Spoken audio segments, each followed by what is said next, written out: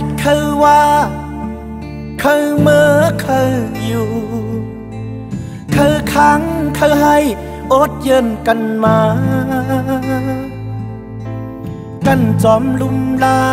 กันหักหอมเปิดมือตาเสอ๋อหักมือมาในบนเรืออาสาคือสีคือหำคือตึดคือจันคือเฮามือหูเฮาปอป้องใจต่างโจมต่างเสือต่างยุ่งโคกันมือตาเสอ๋อและเต้มือเฮ็ดเก่งหักเก่ามาคือลาดีตึกลองมือผ่านมาลองมือจังยืดเตียงหัวใจ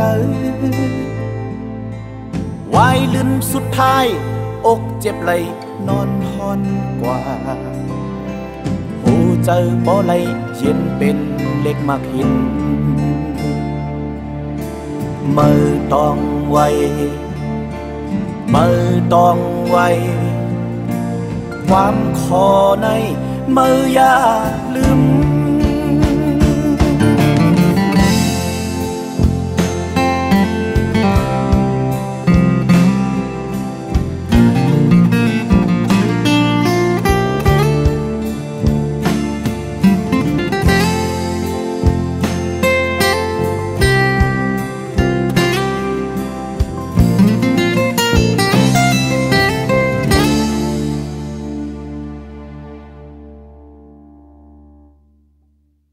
คือลัดคือว่า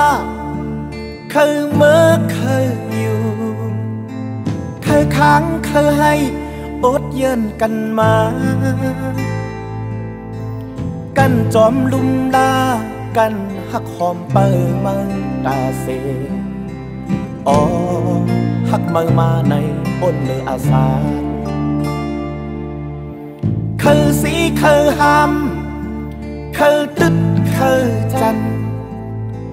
คือเฮามือหูเฮาปอป้องใจต่างโจมต่างเสือต่างยุ่มโคกันมือตาเสอ๋อ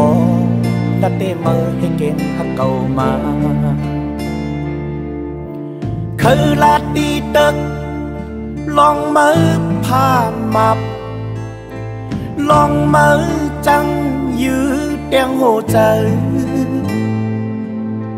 วายลืมสุดท้ายอกเจ็บไหลนอนหอนกว่า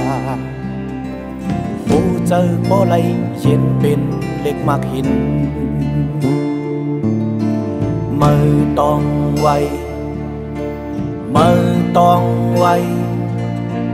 ความคอในมืออย่าลืม